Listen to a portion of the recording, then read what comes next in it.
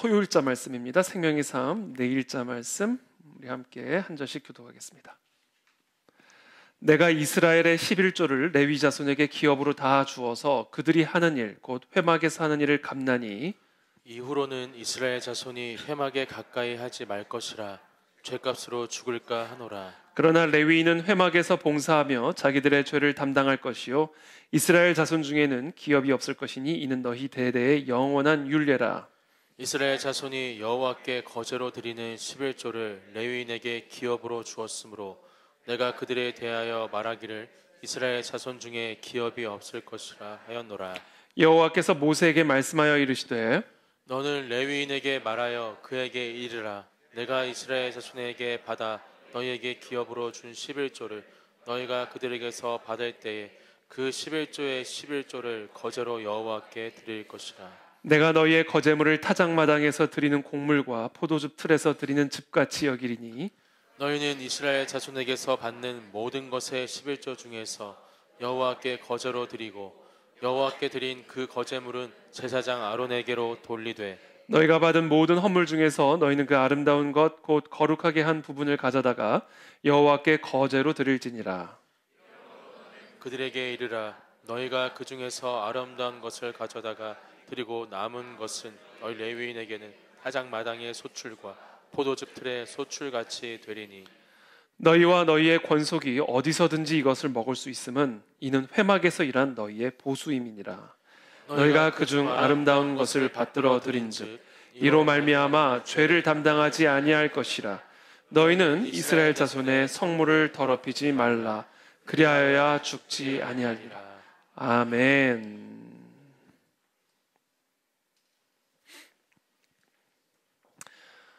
교회가 바로 서야 나라가 바로 선다라는 주제를 가지고 오늘 우리 하나님의 말씀 함께 나누겠습니다.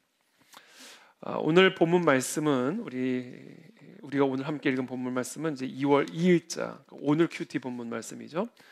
민수기 18장부터 이어지는 말씀이고요. 그리고 이 민수기 18장의 말씀은 그 전에 기록된 이 고라 자손의 반역 사건, 그렇죠? 고라 자손의 반역 사건과 그것에 대한 하나님의 심판 얘기, 그와 같은 이야기에 이어지는 말씀입니다. 그러니까 우리가 오늘 본문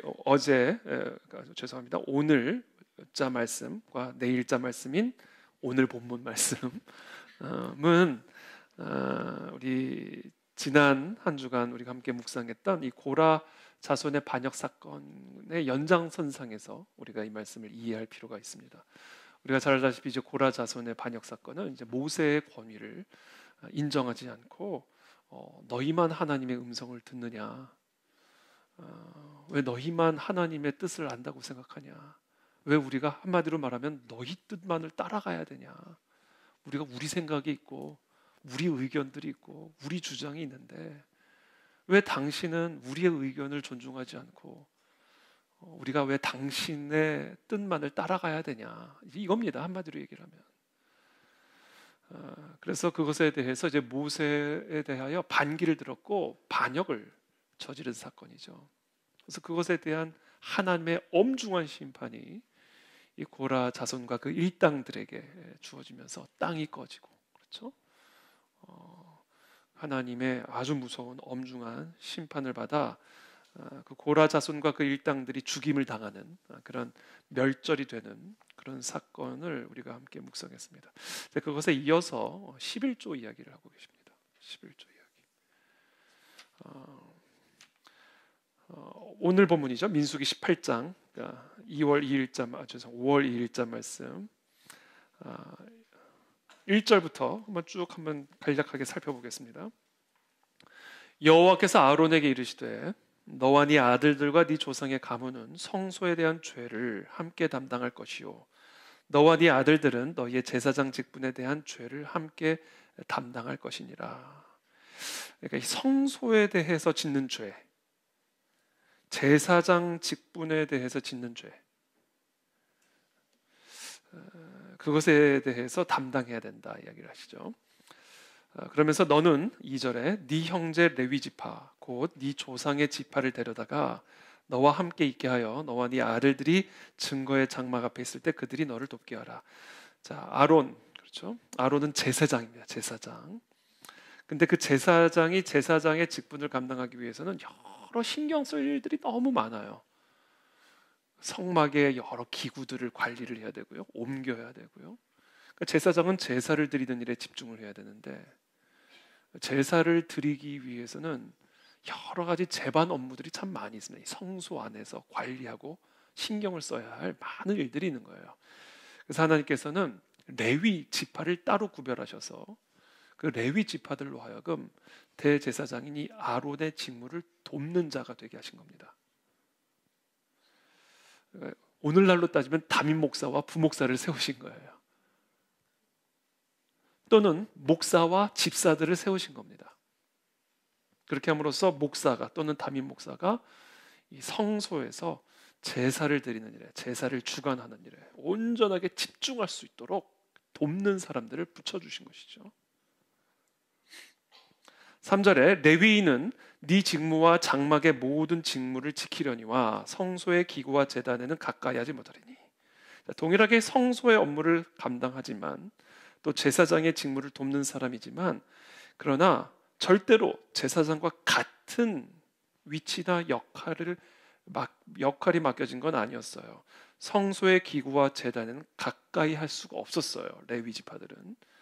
그리고 가까이 하면 반드시 하나님이 죽이실 거다, 이렇게 얘기하셨습니다. 레위인은 너와 합동하여 장막의 모든 일과 회막의 직무를 다할 것이요 다른 사람은 너희에게 가까이 하지 못할 것이라.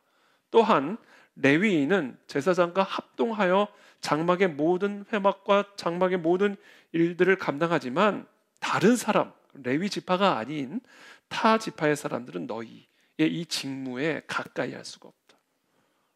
왜 당신만 제사장 노릇하냐? 왜 당신만 제사드리냐? 왜 당신만 성소의 직무를 감당하냐? 우리도 할 수 있다. 우리도 하고 싶다.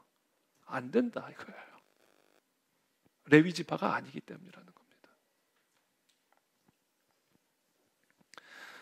5절에 이와 같이 너희는 성소의 직무와 제단의 직무를 다하라. 자, 이런 식으로 성소의 직무와 제단의 직무를 성실하게 감당해라. 그리하면 이와 같은 조건이, 지금 제가 설명드린, 지금 하나님께서 아론에게 말씀하신 이와 같은 조건들이, 이와 같은 구별됨이, 차별이 정확하게 지켜지면, 그렇죠?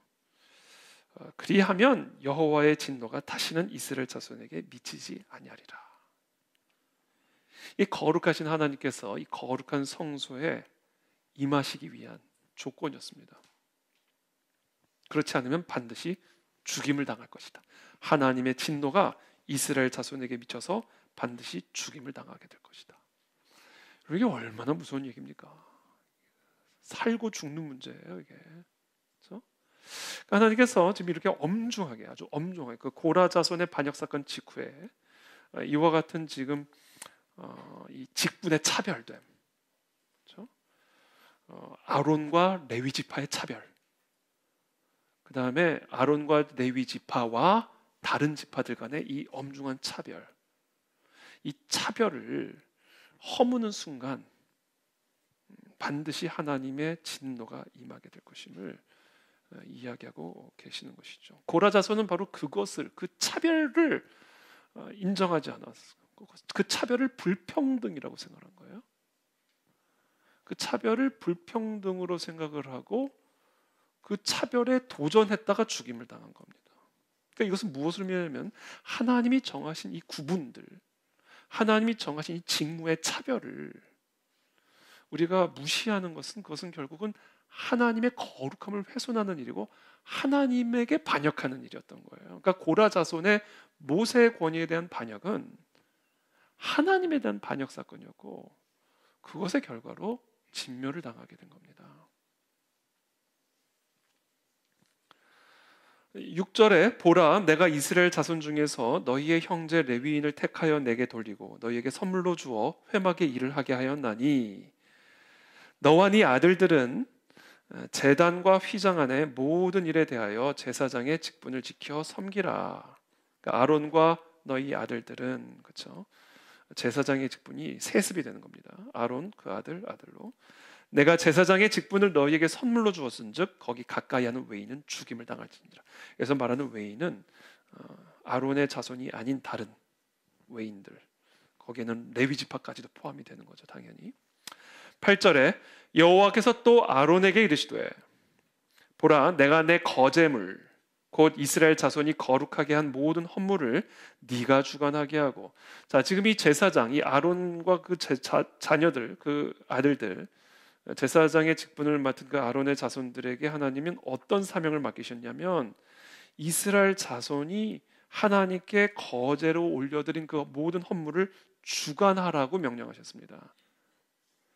거제라는 것은 이렇게 올려드리는 거예요. 우리가 이렇게 올리는 거죠. 이건 뭐냐면 하나님께 드린다라는 표현이에요. 이 헌물은 하나님의 것이요 우리에게 주어진 것을 하나님께 드린다. 이건 하나님의 것입니다. 이게 거제는 이 오퍼링을 들어 올린다. 이것의 의미죠. 들어 올림으로써 이걸 하나님께 드린다라는, 하나님이 받으신다는 그런 표현을 하는 것이죠. 그게 거제물입니다. 그렇게 하나님께 올려드린 헌물을요 누가 가져간다고요? 제사장이 가져간다고요. 예전에 저랑 잘 알고 있었던 목사님 한 분이 자기 아이가 초등부인데 초등부에 이제 예배를 드리는데 하나님께 드리는 헌금 시간이라고 그러고는 전도사님이 헌금을 받아가지고는 전도사님이 가지고 가시더라는 거예요. 그래서 아빠한테 질문을 하더니 아빠, 아니 왜 하나님께 드리는 헌물을 전도사님이 가져가? 이렇게 얘기했다는 거예요. 바로 그겁니다. 거제라는 건 하나님께 드리는 거예요, 헌물. 그런데 이걸 누가 주관한다고요? 제사장이 주관하는 겁니다. 제사장이, 아론 제사장이 그 모든 것을 주관하고요. 더 충격적인 것은 네가 기름 부음을 받았으므로, 네가 제사장으로 기름 부음을 받았으므로 그것을 하나님께, 이스라엘 자손이 거룩하게, 정말 거룩하게 하나님께 드린 헌물을 다 너가 가져가라. 이렇게 얘기한 거예요. 나 네 몫이다. 이렇게 얘기한 거예요. 영구한 몫의 음식으로 주노라. 지성물 중에 불사르지 아니한 것은 네 것이라. 그러니까 하나님께 드리는 헌물이라고 하는 이제 번제 같은 경우는 불을 태워버리잖아요. 불로 태워버리니까 그것은 먹을 수가 없는 거잖아요. 그러나 그렇지 않은 것은 다 네 것이다. 아론 제사장에게 이야기를 하는 겁니다. 그들이 내게 드리는 모든 헌물의 모든 소제와 속죄제와 속건제물은 다 지극히 거룩한 왜 하나님께 드린 헌물이잖아요. 그 지극히 거룩한 그 헌물인즉 너와 네 아들들에게 다 돌려라 이렇게 말씀하십니다. 지극히 거룩하게 여김으로 먹어라. 이는 네게 성물인즉 남자들이 다 먹을지니라. 그러니까 이게 지금 하나님께서 명령하신 말씀이에요. 이런 조치들이 과연 무엇을 의미할까? 하나님께 거룩하게 드린 그 헌물,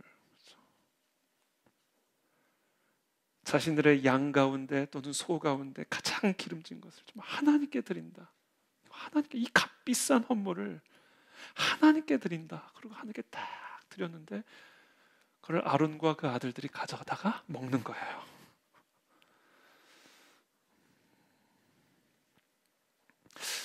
그것을, 이 명령을 들은 이스라엘 백성들, 또 그런 모습을 보는 이스라엘 백성들 어떤 생각이 들까?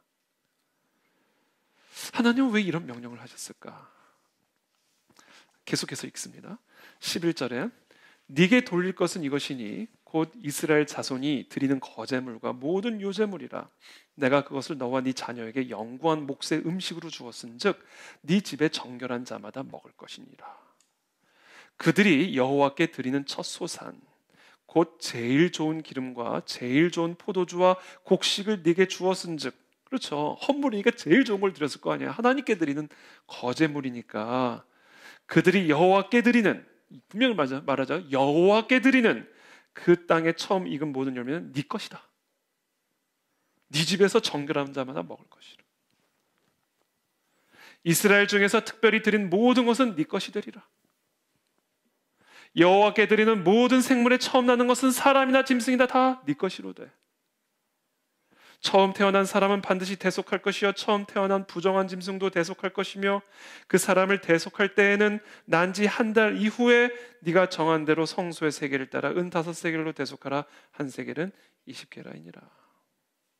오직 처음 태어난 소나 처음 태어난 양이나 처음 태어난 염소는 대속하지 말지니 그것들은 거룩한즉 그 피는 제단에 뿌리고 그 기름은 불살라 여호와께 향기로운 화제로 드릴 것이며 그 고기는 네게 돌릴지니 흔든 가슴과 오른쪽 넓적다리 같이 네게 돌릴 것이니라. 네가 다 가져가라 이야기해요. 이스라엘 자손이 여호와께 거제로 드리는 모든 성물은, 자, 이스라엘 자손이 여호와께 거제로 드리는 모든 그 성물, 거룩한 헌물은 내가 하나님이 영구한 목세 음식으로 너와 네 자녀에게 주노니 이는 여호와 앞에 너와 네 후손에게 영원한 소금 언약이니라. 영원한 언약이니라.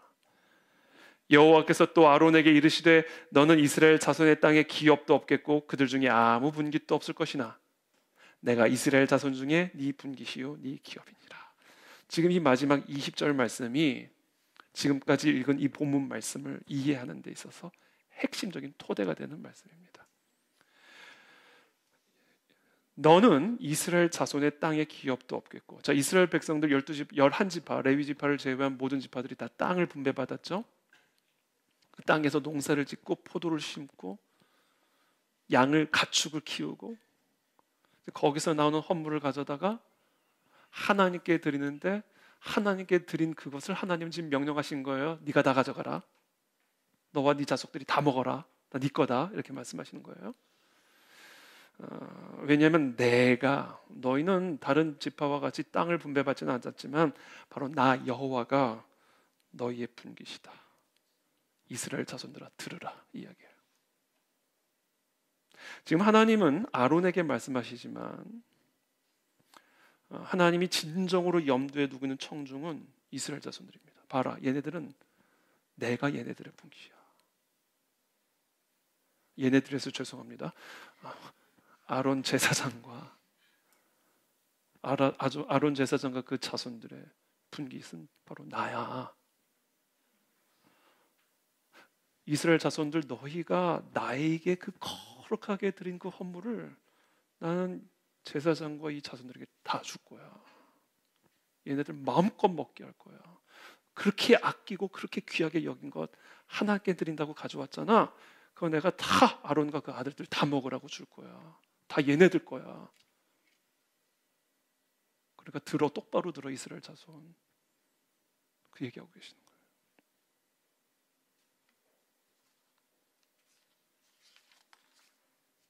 이게 바로 고라 자손과 그 일당들의 반역 사건 이후에 지금 하나님께서 내리시고 계시는 조치입니다. 이 제사장의 직분과 이 레위 직분이 어떤 직분인지 똑바로 알라는 거예요. 얘네들은 너희가 나에게 준 헌물을 자기 것으로 삼을 수 있는 자들이야. 그 얘기를 하시는 겁니다.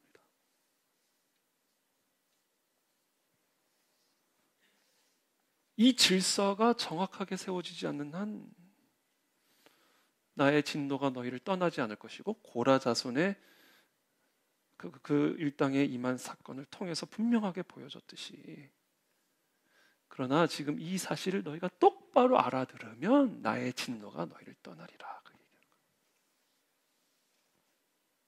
그리고 그것은 영원한 소금 언약이다. 이렇게 말씀하십니다. 그러면 아론이 특별해서 그러셨을까요? 아니요. 아론이 하는 일이 특별했었기 때문에. 아론은 똑같은 사람이에요. 아론의 아들들도 똑같은 사람이에요. 나답과 아비후는 분양 잘못했다가 그냥 그 자리에서 죽었잖아요. 사람은 다 똑같은 사람입니다. 최근에 교황 돌아가셨지만 교황이나 누구나 우리는 다 똑같은, 인간은 똑같은 인간이에요. 다를 게 하나도 없습니다. 그럼 아론에게 왜 이런 특별한 지위를 부여하실까? 그리고 이 아론과 이 아들들에게 이런 특별한 권한과 지위가 부여됐다는 것을 왜 이스라엘 자손들이 다 듣고 알아야 될까? 아론이 특별해서가 아니라 아론이 하는 일이 특별하기 때문에. 아론에게 맡겨진 일이 이스라엘 자손의 생명과 직결된 문제라는 거예요. 그것을 이스라엘 모든 백성들로 하여금 인정하고 존중하고 그 사실에 대해 두려워 떨 수 있게끔 만들기 위한 조치입니다. 이게 하나님께 드린 모든 그 거룩한 헌물 다 얘네들 거야 라는 하나님의 이와 같은 조치를 통해서 이 아론과 아론의 아들들, 이 제사장의 직분을 맡은 이들이 얼마나 하나님 보시기에, 그리고 이스라엘 자손들이 여기기에 특별한 직분인지를 반드시 알아야 된다는 거예요. 다시 한번 반복하지만 그 이유는 그 사람이 특별해서가 아니라 그 사람에게 하나님이 맡기신 그 사명, 그 일이 이스라엘 자손들의 운명을 결정짓게 될 일들이기 때문에 그래요. 그 일이 뭐예요? 오늘 본문으로 이어집니다. 오늘 우리 함께 읽은 21절, 22절 함께 읽겠습니다. 시작. 내가 이스라엘의 11조를 레위 자손에게 기업으로 다 주어서 그들이 하는 일 곧 회막에서 하는 일을 갚나니 이후로는 이스라엘 자손이 회막에 가까이 하지 말 것이라 죗값으로 죽을까 하노라. 그 일이 뭐예요? 하나님이 왜 이스라엘이 바친 그 거룩한 11조를, 그 거룩한 거제물을 다 레위 자손에게, 아론 자손에게 기업으로 다 주셨어요? 그들이 하는 그 일, 그들 때문이 아니라 그들이 하는 그 일 때문에 지금 이런 조치를 취하셨는데, 그들이 하는 그 일이 뭐예요? 회막에서 하는 일이에요. 이 회막에서 하는 일이요, 이스라엘 자손의 운명을 결정짓는 일이기 때문이라는 거예요. 이 민족의 운명을 결정짓는 일이기 때문이라는 거예요.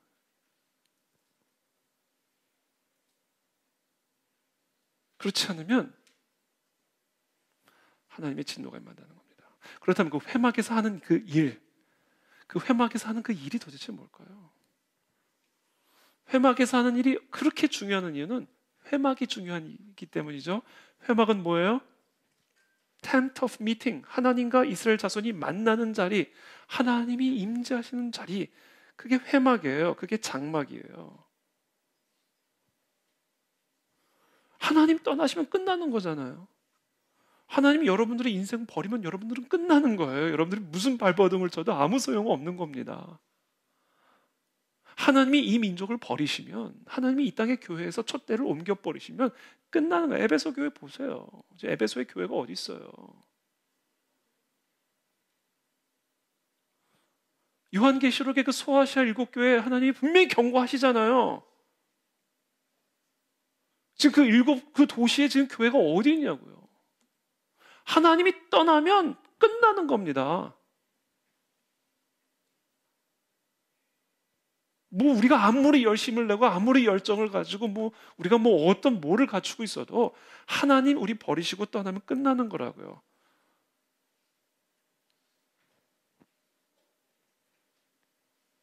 근데 그 하나님이 임재하시는 곳이 회막이니까 이 회막을 관리하는 이 일이 얼마나 위대한 일입니까?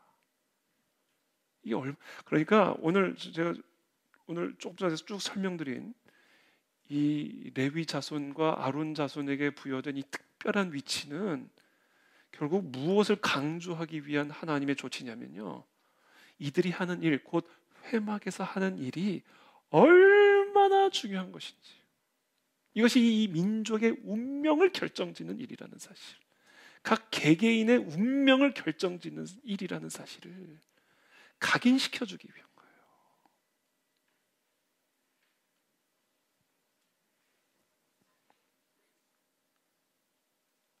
이것을 조금 더 바꿔 말하면 이 회막이란 장소가 얼마나 중요한 곳인지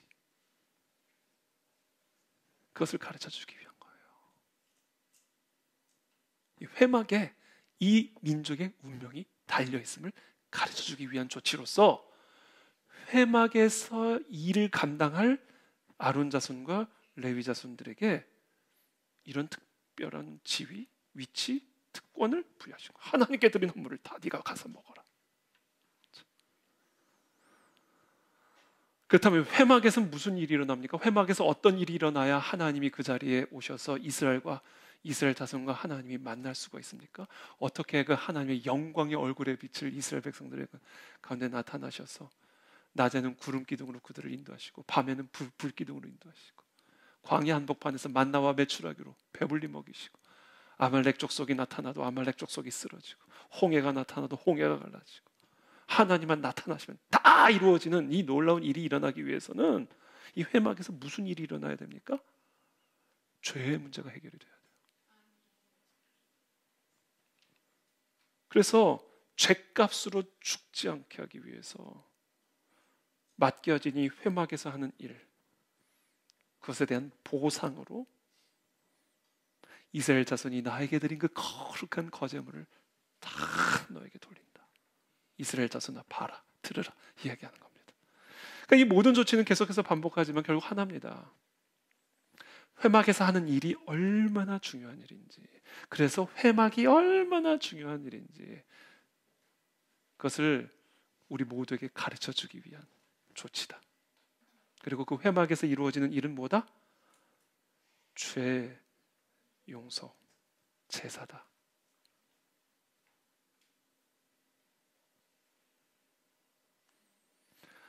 인간의 죄의 문제가 해결되지 않으면요, 하나님은 우리 가운데 나타나실 수가 없어요.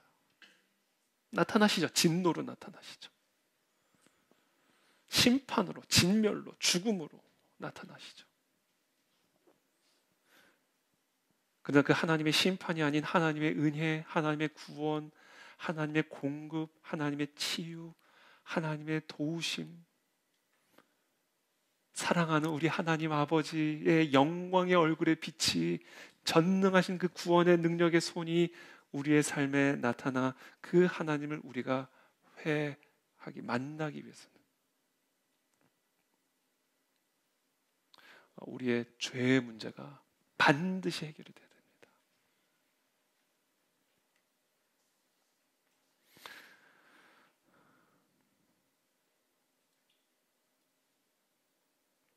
그래서 계속해서 이어집니다. 23절에 오늘 본문이죠. 그러나 레위인은 회막에서 봉사하며 자기들의 죄를 담당할 것이요 이스라엘 자손 중에는 기업이 없을 것이니 이는 너희 대대의 영원한 율례라. 계속해서 동일한 말씀입니다. 이스라엘 자손이 여호와께 거제로 드리는 11조를 레위인에게 기업으로 주었으므로 내가 그들에 대하여 말하기를 이스라엘 자손 중에 기업이 없을 것이라 하였노라. 그렇죠? 여호와께서 모세에게 말씀하여 이르시되 25절에 너는 레위인에게 말하여 그에게 이르라 내가 이스라엘 자손에게 받아 너희에게 기업으로 준 11조를 너희가 그들에게서 받을 때에 그 11조의 11조를 거제로 여호와께 드릴 것이라. 자, 이제 레위인들에게 하시는 말씀이에요. 이제 레위인들은 이스라엘 백성들이 드린 그 11조를 자기 것으로 가져가잖아요. 그 다음에는 그 받은 그것의 11조를 너희도 드려야 된다. 그렇게 하는 거예요. 그래서 27절에 내가 너희의 거제물을 타작마당에서 드리는 곡물과 포도즙 틀에서 드리는 즙같이 여기리니.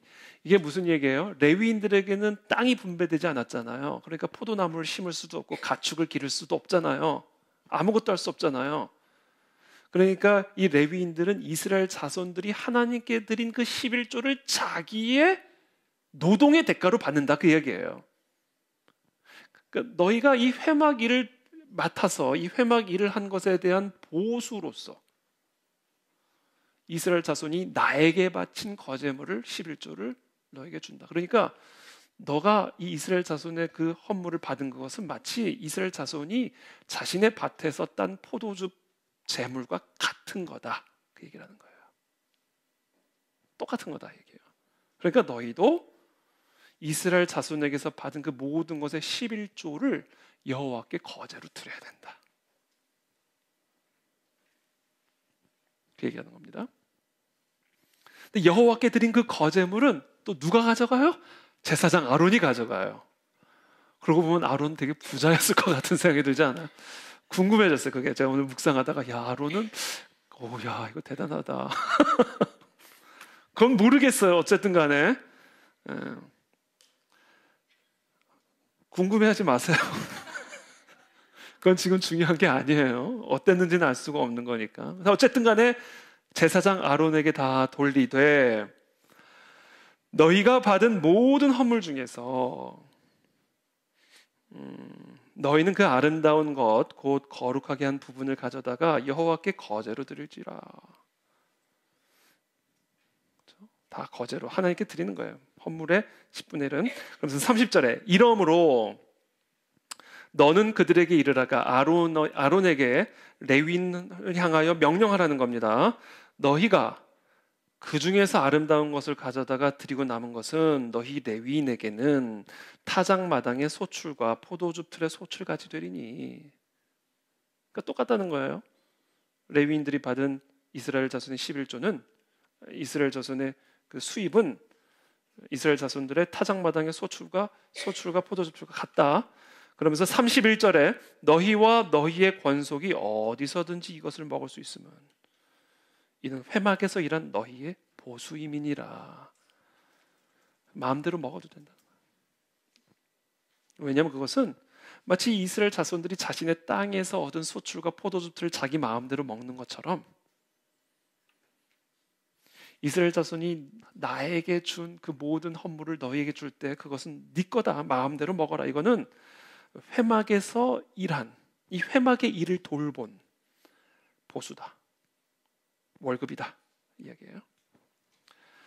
32절에 너희가 그중 아름다운 것을 받들어 드린즉 이로 말미암아 죄를 담당하지 아니할 것이라.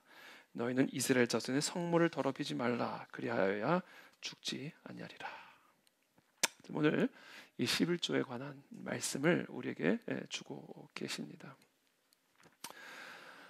오늘 이 본문을 통해서 오늘 하나님께서 우리에게 주고 계시는 메시지는 이미 제가 말씀을 드린 것처럼 이거는 궁극적으로 지금 하나님이 아론을 통해서 레위인에게 말씀하시는 것처럼 지금 구조가 짜여 있지만 사실 이것은 이스라엘 모든 자손들이 반드시 들어야 할 메시지를 지금 주고 계시는 겁니다. 그리고 이 메시지의 본질적인 의미는 목적은 바로 회막에서 하는 일이 너희 이스라엘 자손의 생명과 운명과 직결된 것이기 때문에 이들이 하는 일에 대해서 너희가 나에게 준 헌물을 내가 주는 거다. 이거는 너희의 운명과 관련된 일이기 때문에 하나님께서 그렇게 이 레위 지파가 살아가도록 조치를 취해 주신 거예요. 결국 이것은 무엇이냐? 회막에서 하는 일이 얼마나 중요한지. 회막에서 하는 일이란 뭐예요? 제사. 제사는 뭐예요? 죄사함. 인간의 죄의 문제를 해결하는 이 제사가 이스라엘 백성의 운명과 직결된 문제이기 때문에 하나님이 이런 조치를 지금 취하고 계시는 겁니다. 이것은 1차적으로는 이스라엘 자손들을 향한 메시지고 두 번째, 이거는 아론과 레위인 그들에게 향한 메시지입니다. 뭐냐면 한눈 팔지 말고 곁눈질을 하지 말고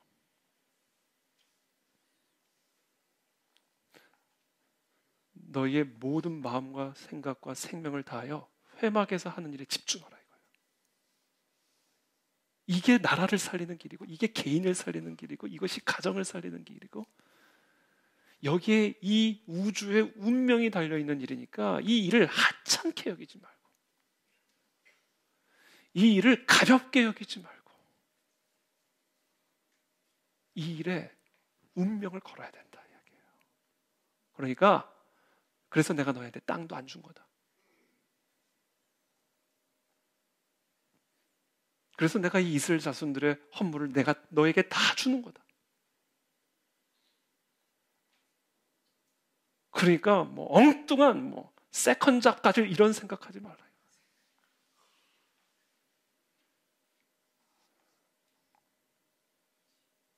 내가 책임진다. 네가 나의 이 회막에 사는 일, 이 이스라엘의 민족의 운명이 달린 이 일에 한눈 팔지 않고 집중하면 너의 모든 건 내가 책임진다, 그 얘기예요. 이건 레위인들을 향한 말씀인 겁니다. 우리 여기 계신 우리 교육자분들은 한눈 팔지 않게 되기를 축복합니다. 세컨 잡을 갖지 않게 되기를 축복합니다. 요새 왜 그런 우리 뭐 이중직 목회자들의 이중직 얘기들이 이제 많이 나오는 게 그런 뭐 여러 가지 이제 논쟁들이 있어요. 이중직을 해야 된다. 그래서 목사들도 세상에서 일을 하는 게 얼마나 어려운지를 알아야 된다. 뭐 이런 약간 보복성인 그런 주장을 하는 사람들도 있고, 또 현실적인 이유로 목회자 월급으로는 살 수가 없다.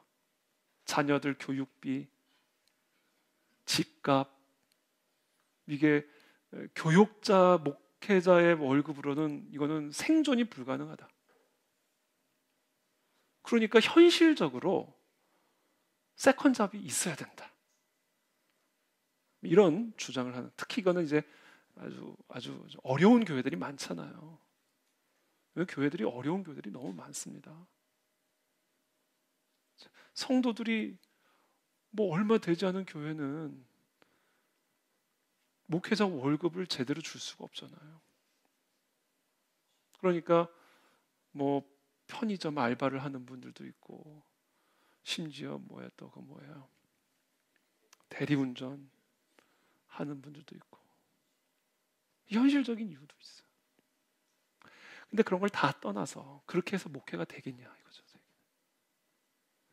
아니 새벽에 나와서 부르짖어 할 때 대리운전 뛰고 있으면 그게 목회가 되겠냐?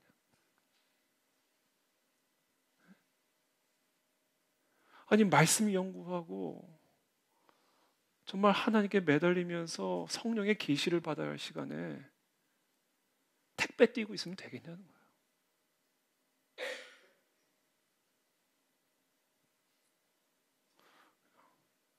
그러니까 뭐 현실적인 이유든 뭐든 다 떠나서 그게 되겠냐는 거예요. 그렇게 해서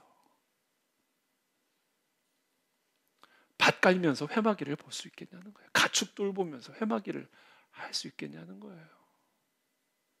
그러니까 밭도 주지 않으신 거예요. 그냥 땅도 줘버리지 않으신 거예요. 회망만 해. 대신 이스라엘 자손들이 네가 하는 일이 그들의 운명을 결정짓는 일이기 때문에 그들이 다 너 먹일 거야. 그들이 나한테 주는 건 내가 다 너한테 줄 거니까 딴 생각하지 말라 얘기해요. 저도 초반에 변호사 하다가 개척교회 때 고민 많이 했어요. 낮에는 변호사, 밤에는 목사.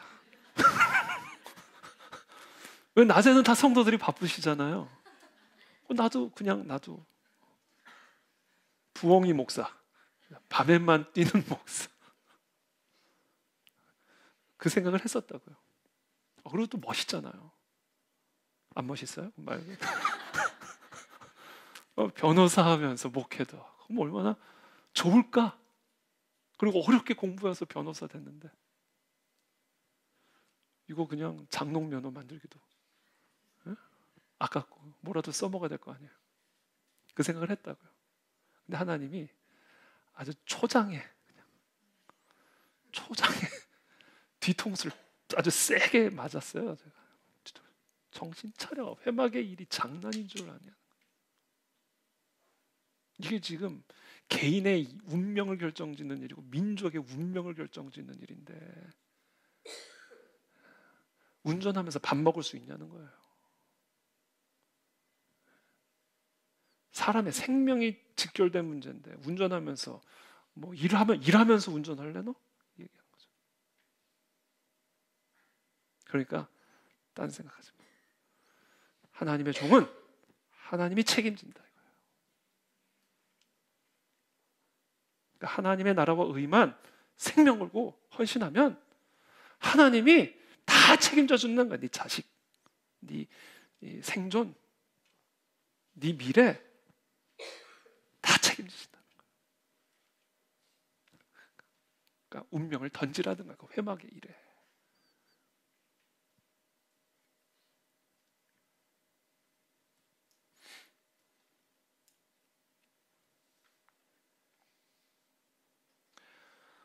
그러니까 결론 뭡니까? 오늘 이게 하나님 우리에게 주시는 말씀 뭐예요? 결론이 뭐예요? 교회가 바로 서야 나라가 바로 선다. 그 얘기예요. 그러니까 교회를 돌보는 일은 이스라엘 자손들도 똑바로 듣고 레위인들도 똑바로 들고 장난이 아니다. 이거 장난치는 일이 아니다.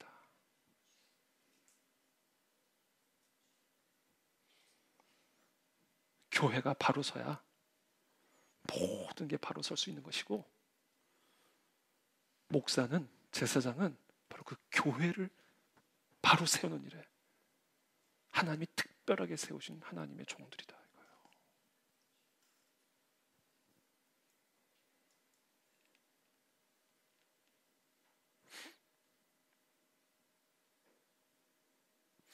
그것을 위해서 교회는, 그리고 목사는, 제사장은, 레위 지파는 이 세 가지를 정확하게 해야 합니다. 첫 번째, 회막에서 하는 일이 뭐예요? 십자가 복음을 선명하게 외쳐야 되고요. 모든 성도들로 하여금 십자가 복음만을 붙들고 살아가도록 가르치고 인도해야 됩니다. 이게 회막에서 하는 일 첫 번째입니다. 제사예요. 회막에서 하는 일은 제사예요. 그 십자가의 제사, 그것을 분명하게 선포하고 그 십자가의 제사 없이는 우리는 하나님의 진노를 피할 수 없음을, 하나님이 우리 가운데 나타나실 수 없음을, 만약에 나타나신다면 죽음으로 나타나실 수밖에 없다는 사실을 선명하게 가르치고 외쳐서 회막의 중심에, 교회의 중심에 이 십자가의 제사가 정확하게 서 있도록 해야 됩니다. 그 일을 위해 부름받은 겁니다. 두 번째, 거룩한 삶이야. 여러분, 우리는 하나님의 의의를 입지 않고는 하나님의 은혜를 입을 수가 없어요. 하나님이 우리 가운데 나타나실 수가 없어요. 이 민족 가운데 하나님이 나타나실 수가 없다고요. 그러니까 광장 한복판에서 언제나 십자가 복음이 세워져 있어야 돼요. 이 민족의 중심에 십자가 복음이 외쳐지도록 날마다 십자가를 선포해야 되는 거예요. 그것의 의미는 뭐예요? 우리의 공로로 하나님의 의를 얻을 수 있는 것이 아니라 오직 하나님의 아들 예수 그리스도의 십자가 대속의 은혜로 우리가 하나님의 의를 선물로 받게 되었다. 그거를 선포해야 된다는 거예요. 그럼 두 번째 뭐예요? 그와 같이 하나님의 의를 선물로 받은 사람은 그 의를 지키기 위해 피 흘리기까지 싸워야 된다는 것을 외쳐야 된다는 이야기예요. 거룩한 삶이에요. 왜냐하면 우리가 입은 의는 우리의 행위나 공로로 입은 의가 아니지만 오직 하나님의 선물로 입은 의의 예복이지만 이 하나님의 핏값으로 우리가 입게 된 이 의의 예복이라고 한다면, 이게 정상적으로 거듭난 사람이라고 한다면 그 예복이 더럽혀지는데 가만히 있을 수가 있겠냐는 거예요. 누군가가 그걸 더럽히려고 하는데 그냥 더럽혀지도록 내버려 둘 수가 있겠냐는 거예요. 그것은 그 사람이 예수 그리스도의 의의 예복을 입지 않은 사람이다라는 것을 방증하는 겁니다. 하나님의 피값으로 산 옷이 더럽혀지는데 어떻게 가만히 있을 수가 있냐고요. 그러니까 우리가 진짜로 십자가의 복음의 은혜를 아는 사람이라 한다면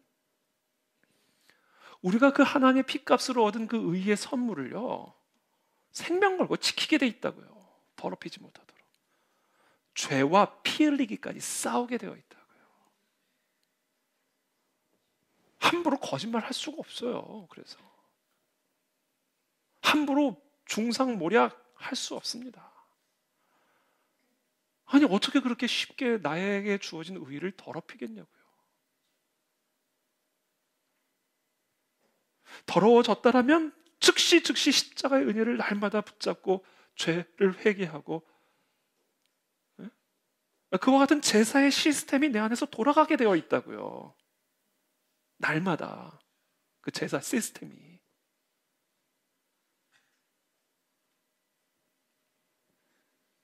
그게 이루어지도록 목회자는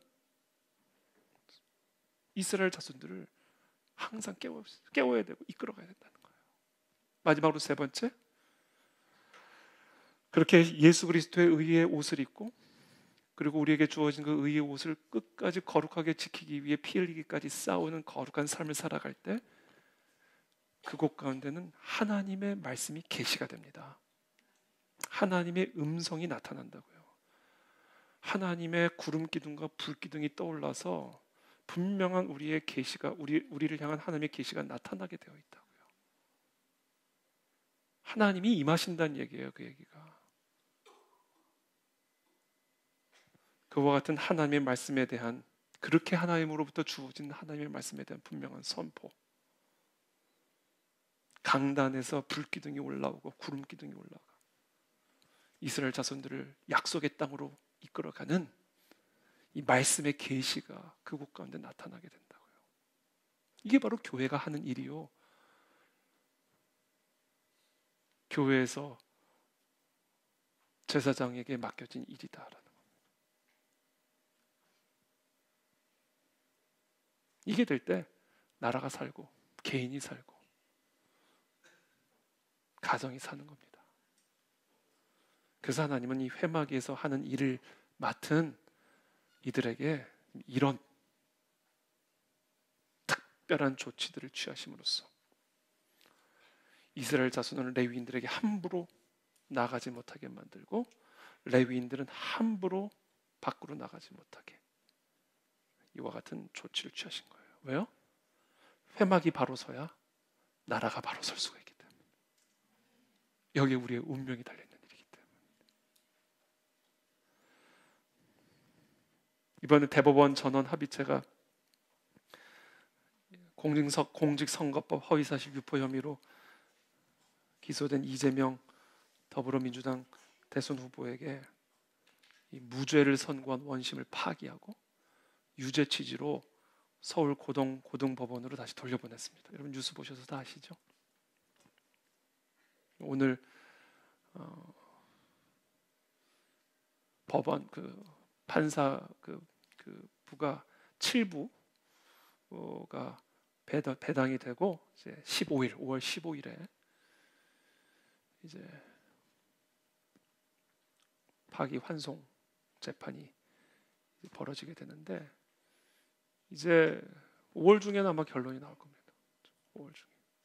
그리고 모든 법률 전문가들이 한결같이 100% 확신하는 것은 1심 징역 1년에 집행유예 2년 유죄 판결이 내린 그 1심 판결이 유지되거나 조금 변동이 있을지라도 그것에서 크게 벗어날 수가 없다. 그러니까 이야기는 무슨 얘기냐면 이제 그렇게 되면 이제 대법원에서는 그대로 그것을 이제 확정 판결을 내리게 된 것이기 때문에 이재명 대표에 대한 이 유죄는 이제 최종 확정 판결을 받게 되는 겁니다. 사실 이미 끝난 겁니다. 대법원에서 이제 유죄 취지로 파기환송을 했다는 이야기는 유죄가 확정이 됐다는 얘기예요. 형량만 결정해서 다시 올라오라는 겁니다. 근데 그 형량은 마음대로 바꿀 수가 없어요. 사실상 1심에서 사실 대법원이 1심의 판결을 사실상 그대로 1심 판결과 2심 판결, 1심 판결이 오라라고 판결을 내린 거기 때문에 2심 너희가 틀렸고 1심이 맞았어라고 판결을 내린 거기 때문에 이재명 대표에 대한 유죄 확정은 사실상 확정이 된 거고 형량도 100만 원 이하로 나올 가능성은 없다. 이게 모든 거의 대부분의 법조인들의 판단입니다. 끝났다 이게. 이재명 대표는 끝났습니다. 이제 끝났어요. 여러분 이 공직선거법, 저는 이게 누구를 떠나서 우리나라가 지금 이런 문제, 그러니까 한 사람의 거짓말을 가지고 지금 온 나라가 지금 이렇게 운명을 결정줘야 되는 상황이 된 거잖아요. 네? 거짓말 이게요.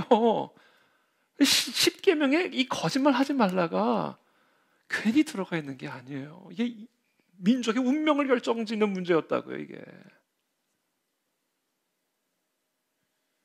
그거를 이번에 대법원이 바로 잡아준 거라고요. 바로 잡아준 거라고요. 그래서 제가 이번 판결을 보면서 야, 이 대법원이 이게 얼마나 중요한 곳인가 그 생각을 한 거예요. 아니 2심 무죄 판결은요, 여러분들이 그냥 이거는 뭐 정치 걸 다 떠나서 이거는 뭐 말이 안 되는 판결을 한 거예요. 아니 어떻게 이런 와 amazing amazing. 네? 그러면서 정치인들의 표현의 자유를 넓게 허용을 해야 된다는 거예요. 거기는 거짓말을 할 수 있는 자유도 포함이 된다는 그런 취지인 거잖아요. 아니 명백한 거짓말을 표현의 자유로 판결을 내버렸으니까, 그러면서 무죄를 내려버렸으니까. 여러분, 공직선거법에서 허위사실 유포죄를 그렇게 엄중하게 다루고 있는 이유는 일반 유권자들은요, 그 후보자가 어떤 사람인지를 모르잖아요. 그러니까 TV에 나와서 국민들이 질문하는 것 또는 기자들이 질문하는 것에 대한 답변을 듣고 판단할 수밖에 없다고요. 근데 그것에 대해서 거짓말을 해버리면 표를 훔쳐가는 거잖아요. 이게 보통 심각한 문제냐고요. 그러니까 공직의 후보로 나가는 사람의 거짓말과 일반인들의 거짓말은 다르게, 거짓말은 똑같은 나쁜 거짓말이지만 공직이라고 하는 이 중요한, 어떻게 보면 공직의 계급에 따라 다르지만 일단 공직이라고 하는 것은 공공의 사회에 중요한 영향을 미치는 자리이기 때문에 그런 자리에 들어가기 위한 후보자가 그렇게 거짓말을 하게 되면 이것은 한국 사회 운명에 치명적인 문제를 야기할 수 있는 거니까. 만약에 그것이 발각이 되면 선거에 나갈 수 있는 자격을 박탈하든지 그렇게 해서 당선됐더라도 당선을 취소시키든지 해서 조치를 취하게 한 게 이 공직선거법의 핵심이라고요. 이건 사실상 너무나 당연한 법리를 대법원이 다시 한번 확인해 준 거예요. 이거는 유치원에서도 배우는 거예요. 반장이 나가려면 적어도 거짓말쟁이는 하면 안 되잖아요. 이거는 초등학교 반장 선거에서도 따르는 법칙이라고요. 하물며 한 일국의 대통령의 자리에 올 사람이 거짓말을 그냥 밥 먹듯이 내가 존경한다고 그랬더니 진짜 존경한 줄 알았지, 이거를 그냥 아무렇지도 않게 하는, 아니 이게 정치색을 떠나서 이게 말이 되냐고, 이게. 예? 이게 말이 되냐고요. 그러니까 어제 대법원의 판결은 너무나 당연한 일을 해준 거예요. 그래놓고는 국민들이 댓글에 조금 카톡 검열하겠다고 그랬잖아요. 자기들의 표현의 자유는 거짓말을 할 수 있는 자유까지 포함시키면서 국민들이 화가 나면 좀 과장해서 말할 수도 있고 쓴소리로 받아들이고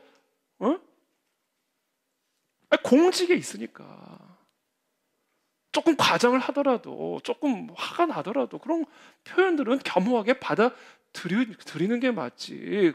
뭐 민주경찰서, 뭐 민주파출소, 국민 세금으로 그딴 거 운영하면서 카톡을 검열하겠다 그러고, 아니 국민들의 표현의 자유는 더 넓게 인정하더라도 공직의 표현의 자유는, 그것도 대통령의 자리에 올라갈 사람의 표현의 자유는 엄중하게 따져야죠. 거짓말을 이중잣대로 대자는 얘기가 아니라. 그렇잖아요. 그러니까 지금 우리 사회가 얼마나 지금 비정상적인 사회인지, 이게 얼마나 위험한 사회 가운데 빠져 있는지, 위험한 지경에 빠져 있는 사회인지를 사실은 저는 어제 그 대법원 판결을 통해서 역으로 느낀 거예요. 그래 놓고서는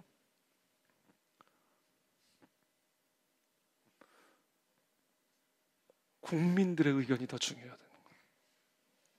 그러니까 제가 지난주에 설교한 거예요. 국민들이 문제인 거예요. 그래도 기어이 대통령의 자리에 앉히겠다는 국민들이 문제인 거예요. 그러니까 국민들 깨우지 않으면 앞으로 이재명보다 더 심한 사람도 대통령 되겠다고 나설 수 있는 거예요. 이거 완전히 지금 사회가 비정상적인 사회가 돼버린 거예요. 그걸 진짜 대법원이 조희대, 저런 이름도 희대, 태희 억지로 깨맞추려면 진짜 그분이 어제 저는 진짜 어제 박수 쳐 이러면서 말 한마디 한마디에 제가 정말 민족의 운명이 달린 거 아니에요? 말 한마디 한마디에. 야, 이 문제가 이럴 문제냐고요. 대법원이 모든 걸 회복한 거예요. 그래서 제가 깨달은 거잖아요. 대법원이 바로 서 있으면 대한민국이 바로 서게 된다. 근데 대법원보다 10,000배 중요한 곳이 교회입니다. 10,000배가 뭐예요? 영원배. 비교할 수 없어요. 대법원과 하나님을 비교할 수 있습니까? 영원하신 하나님과. 사실 대법원장 누가 됐으면 어떤 결정 나올지 모르는 거였다고요. 하나님이 그 자리에 그 사람을 세워주셨으니까 이런 결론이 나온 거예요. 그러니까 모든 건 결국은 하나님에게 달린 거라고요. 그러니까 이 세상에서 제일 중요한 곳이 어디예요? 교회예요. 여러분, 교회가 바로 서야 나라가 바로 서는 겁니다. 교회가 바로 서려면 목사가 바로 서야 돼요. 목사가 바로 서야 나라가 바로 사는 거예요. 오늘 목사가 목사 입으로 목사가 중요하다고 말해서 죄송하지만 하나님이 그 명령을 지금 모세를 통해서 아론에게 하는 거예요. 그렇게 이스라엘에게 얘기해 주라는 거예요. 그것이 오늘 본문의 메시지입니다. 이런 조치들, 이 11조의 이런 조치들을 통해서 제사장이 바로 서야 나라가 바로 선다. 왜냐하면 제사장은 회막에서의 제사를 책임지는 일을 맡은 자요. 바로 그 회막에서 드리는 그 제사에 하나님이 그곳에 나타나실지 안 나타나실지, 하나님이 그들과 함께 하실지 그들을 버리실지가 결정이 되는 일이기 때문에 여기에 모든 운명이 달려 있는 것이다 라는 것입니다.